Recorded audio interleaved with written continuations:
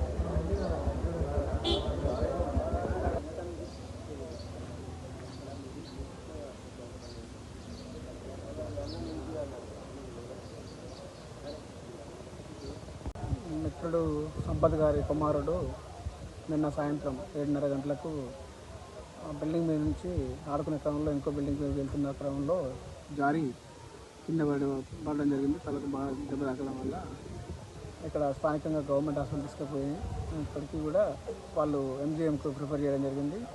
ఇక్కడ తీసుకెళ్లే క్రమంలోనే చనిపోవడం జరిగింది. చనిపోయిన శ్రీవాస్తవ్ 9వ తరగతి చదువుతున్నాడు. ఇప్పుడు 9 అయిపోయి నెక్స్ట్ 10th క్లాస్ చదువుతున్నాడు. తండ్రి గవర్నమెంట్ ఉపాధ్యాయుడు, తల్లి ప్రైవేటు ఉపాధ్యాయురాలు. పిల్లలు ఆడుకుంటున్నారు, లేకపోతే ఒక్కడే మరి ఆ బిల్డింగ్ మీదకి రావడానికి ట్రై చేసినట్టుంది. అక్కడ కాలు స్లిప్ అయి కాంపౌండ్ వాళ్ళ మీద బలంగా తాకడం వల్ల బాగా బ్లీడింగ్ అయ్యి చనిపోవడం జరిగింది.